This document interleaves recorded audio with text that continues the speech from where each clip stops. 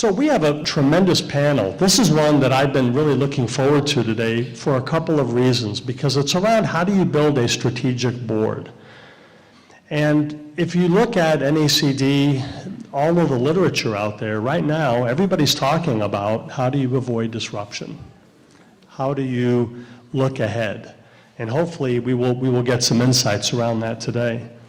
So first, Dr. Donna Hamlin, she is the CEO and board director of BoardWise. Now, how many people are familiar or use BoardWise? Anybody know what it is?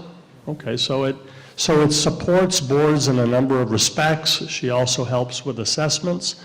And she will be followed by Don Townsend, who's president of Donnelly Townsend Associates. And he is in executive search. He's also doing other things around coaching and mentoring. One of the interesting things about both of these people and about this panel is that it hits a theme that we had here today, which is global business. I had a conversation with our table earlier that we're moving towards global business if we're not already there. Both of these people have been all over the place. You can look at their bios from Malaysia to San Diego, 42 countries. In fact, Don specializes in helping place people both abroad and here in the States, working for foreign companies. So we're going to get a real global perspective. So with that, I'm going to turn this over to our panelists and get them going. So please help me welcome Dr. Donna Hamlin and Don Townsend.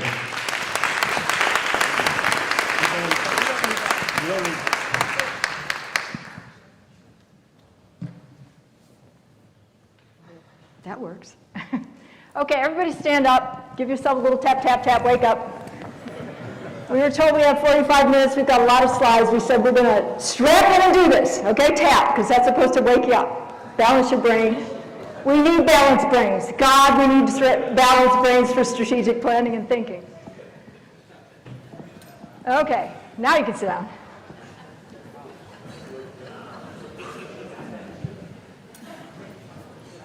I'd like it to jam up there, but it should work. Try it now and see if it works now.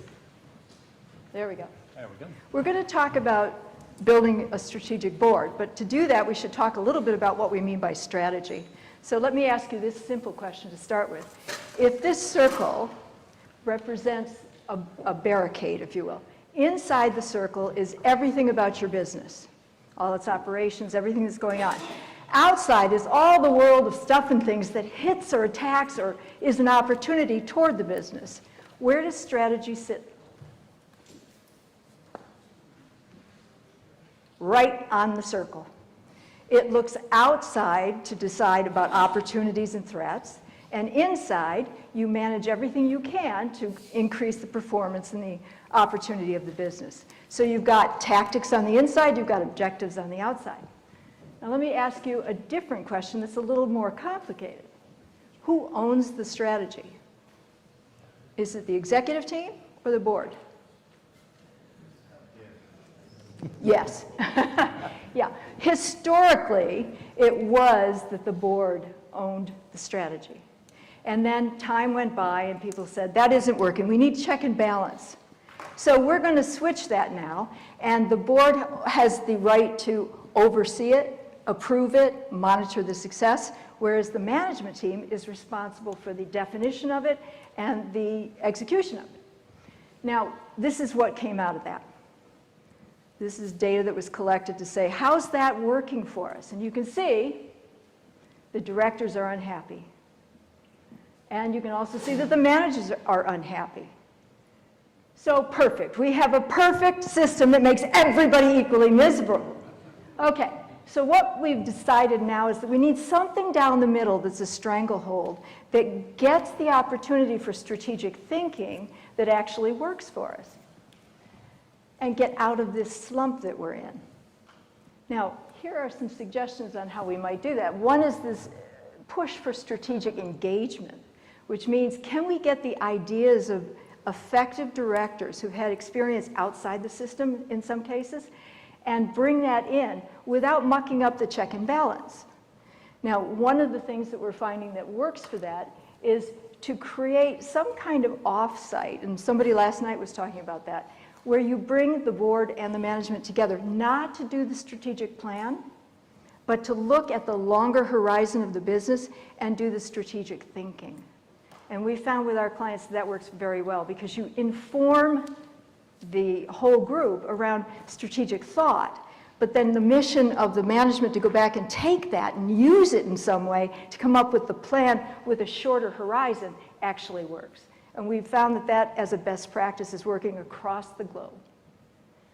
So that is one thing. Now, if you prepare for that retreat carefully enough, where you're actually getting the topics clear and you're not just random ideation, you're going to get some value out of that process.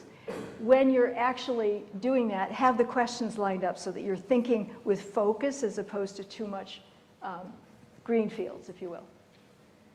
And that, of course, presumes that you have a board that's oriented towards strategic thinking. And that may not be true, but Don's going to talk about why that's sometimes not true. Are you going to show me how to operate this? Push a button. Did I go too far? Okay, thank you. Thanks, Donna. Well, one of the things that I talk with boards about and nominating committees and governance committees about a lot is what kind of board they want to have, sort of good starting point. And I found over the years that a lot of boards and governance committees haven't given much thought to what sort of board do we need, what fits with our organization. And so I sketched this out as the beginnings of a tool to use, and it's only a part of the spectrum. You might think over here on the far left, down below the screen, is the early stage company where the board actually has to fill in for management sometime. That's a normal starting place for an early stage company.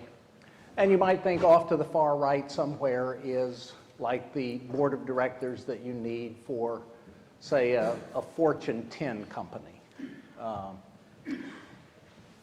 Organizations evolve, they go through different phases, and they need different kinds of boards. So one of the things I talk to some companies about is what I've called an everyday board and others a strategic board. I'll give you an example. Two companies, both clients of mine, roughly $2 billion in revenue, roughly the same price to earnings multiple, similar on a lot of economic measures. Both traded on the NASDAQ. One needs an everyday board. Single product, limited geography, just a region of the United States. Emphasis is on operational excellence. They generate enough cash to fund all their operations. The other, same revenues, multiple products, multiple distribution channels, sells all over the world, engineers all over the world, manufacturers all over the world, bleeding edge technology, lots of intellectual property. They need a different kind of board, even though they're both similarly sized public companies. So what do we say about an everyday board that I think fits well for lots and lots of companies? If they have these characteristics. And one of the important ones is a mature management, very capable management, very experienced management, something that's a little different from the early stage company. In the middle, what I call the effective board meets the needs of a lot more enterprises. Hundreds of companies would be, I think, well served by an effective board. They have a more complex regulatory environment. They have a more complex set of skills on the board. And it's moving towards being a strategic board. But it is still primarily an oversight, regulatory, doing all the right things, best practices orientation. And then you have the strategic board, where you have lots of complexity, like the company I mentioned a moment ago, with multiple markets, multiple technologies, multiple regulatory environments. And they need a board that has an even greater diversity of skills, an even greater diversity of knowledge and capabilities. So how do we go about figuring it out? I came up with another tool that I found to be a good thought starter. You can look at it in a number of ways. This example uses the board committees from a major financial institution. And I would say that the arrangement is completely arbitrary and just designed for illustration. But it asks the board to look at what does your strategy say you need from the board in terms of enterprise risk? How can the board help with enterprise risk? And how does the board stack up today in terms of what your strategy says you need in terms of enterprise risk knowledge on the board? And then we talk about how you can close the gap. Now, often when I show up, it's because they've already decided that the way to close the gap is to recruit a director that has X, Y, and Z. So sometimes it's interesting to go back with them to a little earlier stage and say, well, you know, there are other ways you can close the gap in your capabilities.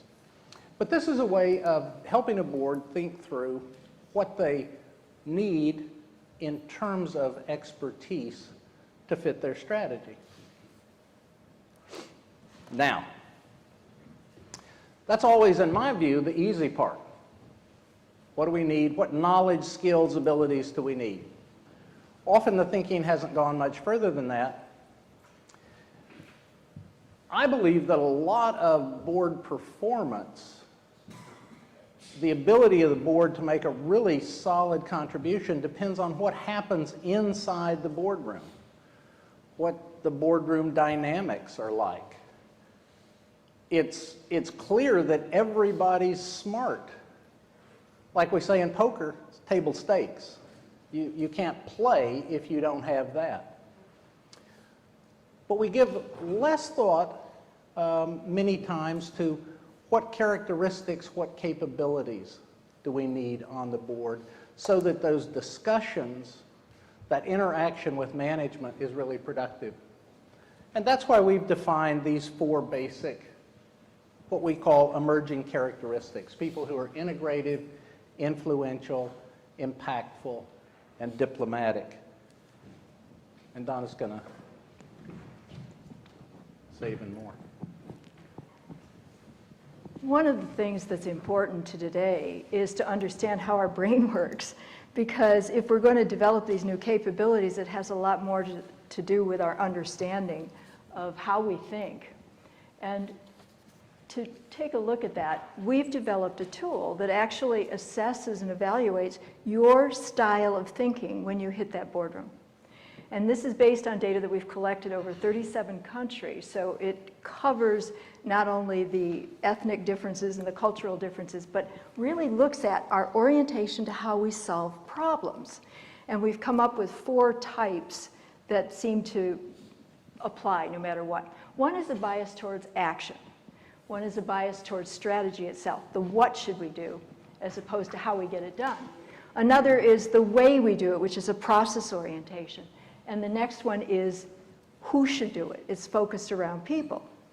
Now, if we take that, we've come up with styles that project out. Now, any of you who've read Richard LeBlanc's work, he dabbled a little bit of this in some of his books as an idea, and that was the nub for us to say, it's a great idea, but we're going to turn it into a science and see if this actually flies.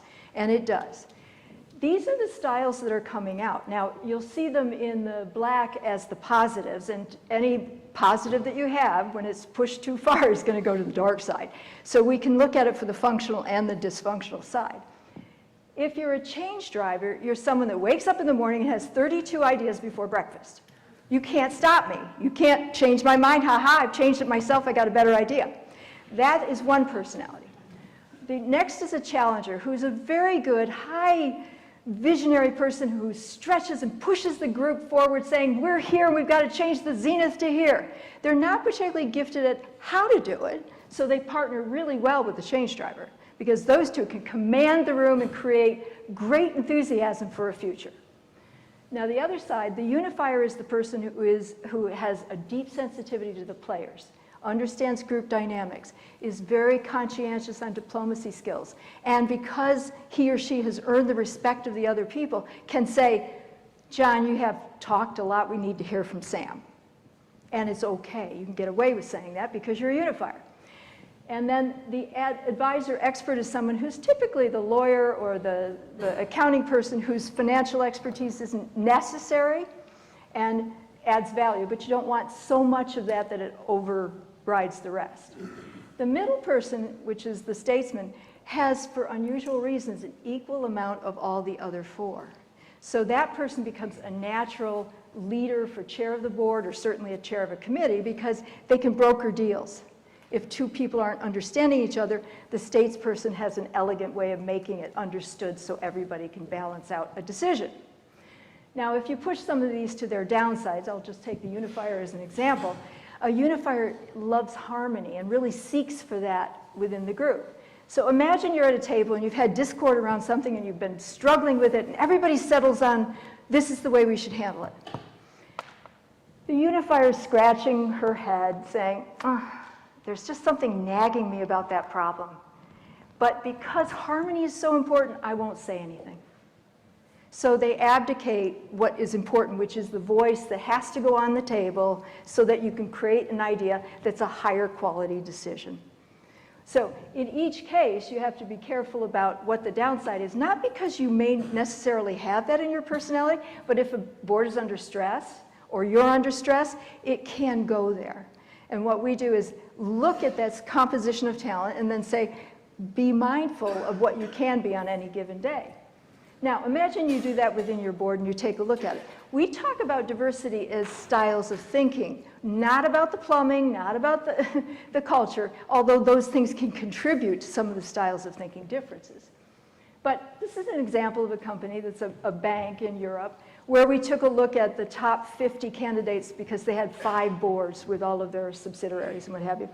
And we looked at the scattergram of the styles to say, is this a balanced board? If our premise is that the styles of thinking have to be multiplied here and representative so that you get better ideas, and we've tested this many, many times over, those that have the mix outperform those that are too homogeneous.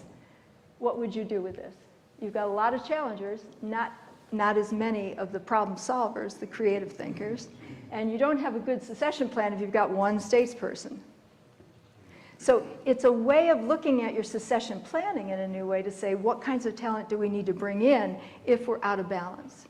And for those of you that are looking for board positions outside, if you found out that this was the board and you too were a challenger, you probably shouldn't say yes, as flattering as the offer is, because you're not adding any value. You're just bringing more of the same club together and you'll get the behavioral sync. That's not what you're supposed to be doing. So if you look at a tool like that, it's become a really nice way of looking at succession planning, for looking at your committee structures, how you compose the talent to better use it, and to deepen the appreciation for what that diversity of thought and problem solving actually does for you within the group. Now, why is that important on other situations? I hate to debunk some of what Ralph was saying earlier, but this is a study that says of all the things you can look at for board effectiveness, and remember he had the long list of all of the small things too, look at the correlation. None of those correlated. The only one that correlated was, can we play well together? Does our group effectiveness bring us the value we need? If you create a culture where differences of thought can actually communicate with each other, you're going to have a good outcome. Now, some of that came as a result of early studies that were done at Xerox PARC, mind you, when they were looking at R&D groups, and they found that if they threw somebody in who had nothing to do with the topic, that the quality of the ideas for the new products went up, so much so that there was a correlation between that technique and the number of commercial patents that were coming out the door, which caused us all to start thinking, gee, diversity of thought actually creates a difference of value. Can we do that at the management level? Can we do that at the board level? And darned if it didn't turn out to be true. Now, that diversity, I would be remiss if I didn't mention, has something to do with the difference between men and women, largely because our brains are not wired the same way. Men have 4 neural pathways and they're one directional. Women have 8 and they're bidirectional, which is why a woman can put a babe on a hip, use a pen, cook, and be on the phone all at the same time. No problem. Multitasking is fair game. Whereas men have incremental, deep logic, high focus, one thing at a time. So they need to have that to perform, whereas women don't. What does that mean in the way of orientation to problem solving? Women will take a complex problem, throw all of the elements on the table, and think about it for a long time and see connectivity that takes them longer to solve that problem. But the outcome is generally a longer-term solution. Whereas men will look at an incremental solution and say, if that doesn't work, we'll switch it later. Now, both of those ideas combined can add real value. That said, it's confusing and frustrating for people if they don't have compassion for that. Another thing that's come out of some studies is that because of that connectivity of thought, women have a higher precedence for moral reasoning. They take more factors in, they slow down, think about the consequences of those things, and so the decisions they make have a higher ethical bent, typically. And that's valuable for companies, especially as we're looking at long-term thinking. So, yeah, the studies are really consistent in this, and they're persnickety studies, and they're all over the globe, but we know that putting women on the boards makes a difference. Having said that, the pipeline development and the activities going on are not that great if you look at it. I mean, the US isn't so bad, but look at Japan. They're still saying, what's a woman? They don't know, they're still trying to figure it out. So we get that it's true, but we don't do as much as we could about that. So we see, why aren't we there? This is what we say we want, but it's not necessarily what we know how to manage. We're not comfortable with it. So you can see this data that says, yeah, we perfunctorily are saying diversity is a good thing. We get it, the data's there, but when we get in front of it, we don't know how to handle it. So one of the diversity challenges, I think, is that the currency for effectiveness in business is trust. And I know we talked about that this morning a lot. Trust is the important factor, but we're not good at it. And part of that problem is that we're wired from early tribal lore to trust your family, protect your family, be careful. We're not wired for that delta of difference that, if you're together and you're in a board and you're all sort of a club and you all understand each other, that's one thing. Yeah, you can get things done. But if you actually have to listen to somebody else who thinks entirely different than you, it's work. And most of us aren't thinking it's going to pay off to put that much work in. So we are a little bit not masters of the trade we need. So if you're looking at that, what can we do about it? Well, one of those is to look at the due diligence on our own boards and say, are we doing this the right way? And can we create a system that ensures that we go against our gut and build that skill? And build directors that have the social fitness and the maturity to handle this. Social fitness is an important skill, and we're doing a lot of grooming on that. For those of you who aren't familiar with the term, because it's kind of a new one, it is to teach us the mature ways of handling courageous conversations, mature differences of opinion, and how we do that. You know that we're within 3 minutes meeting someone, you have 6 questions you ask yourself unconsciously. So I say, do I want to nurture you? Do I want to be nurtured by you? Do I want to attack you? Do I want to run away from you? Do I want to submit to you? Do I want to have sex with you? Anyone want to guess which one I picked? Those 6 things are done. Now, if you're wired for that, are you mature enough to socially get over that and move on to the other subjects in a hurry so that you can figure out what we're going to do with this difference of thought? And because you're only on boards like every other month or maybe even once a quarter, you do have to invest more of your private time to get to know people because you don't know them well in the few hours of a board meeting. You have to take the extra time. Now, another topic here is board evaluations, which were discussed a little bit this morning as well. We do believe that independent third-party board evaluations, of course we would believe this, are important. But we actually do find that those companies that are asking for that, while it's not legally required here, it is more so in Europe. There's a great push for that going on. And we find that if people are mature enough to take that on, they're going to surface some things that will increase the qualitative value of what's going on, as well as some of the operational things. Another thing to know is that the accountability for corporate governance is stretching. If you didn't get a little sense of that this morning, I'd be astonished. It's also being pushed very much through Europe. The definition of what it means to be a director and the responsibilities is hard to even know when governance starts and when it ends. And some of that is because many of the European clients that we're working with are thinking about owning the planet. Not just the business and the stakeholders, but owning the issues that we all face, that we share together. And they're colluding in a constructive way to look at those issues. If we don't look at the environment, we won't have a business. We won't have a planet anyway. So there's a real stretch here, which scares a lot of the American companies because they think they're already overloaded. Imagine now that you've got to be responsible for the planet. But they are talking about Governance 3.0, which is a whole new rev. And if you think you've got duties now, don't go to Europe or don't go to Australia. They're pushing it there too.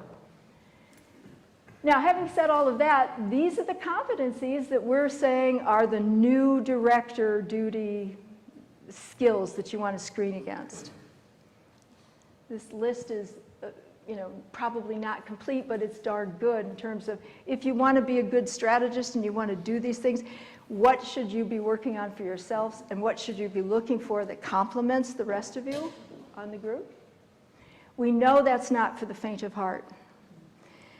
And many people who are looking at this say, well, how can I get better? What do I do? I think I'll go talk to some friends of mine that are on boards elsewhere. And getting some resources and a network around you to get some ideas is a good idea. Now, it works to the extent that people are straight with you or can tell you something that's substantive. And so you can try it. You can be like the birds that are hanging out. And one of them's looking to focus, I guess. It didn't quite work out. But you get some feedback. Now, if you don't get that feedback, then you can look elsewhere. And what we're recommending for best practices is that you do reach out to people who are collecting data, looking at things, helping you with things that you might be able to adapt or adopt. You don't have to conform completely with a copy, but you might find something that could be shaped and contoured that would help you do this in a new way that will improve. We're all about looking at companies doing their personal best as opposed to competitive best. So you can borrow and transform and get better and better. Lots of the board evaluations that are done today don't do that. They just look at here we are. And we have some that don't even want to write the data down. They're so afraid of shareholder activism and what have you. So they talk and then they burn the papers and they have a little ritual over the fire. They put it away because then they can't own it if anything comes up. But it's a different world. Do you know in Vietnam, if you do your board evaluations, which are now legally required, you must not only do them, but you have to present the findings at the annual shareholder meeting. That's not just a little disclosure in your filings. That's a full disclosure, open kimono. Now, if a country like Vietnam that's trying to build up what it's doing is going to do that, I think transparency is following as we go. I mean, we push for it, but when somebody shows it off like that, we're going to follow. It's just a matter of time. So with that in mind, Don gets the questions. Is that the end of your presentation? See, you were worried. We're going to go to questions. Are you ready for questions? We're ready for questions. Okay, Don and Donna, well, thank them a lot, ladies and gentlemen. Give them a round of applause. Okay, so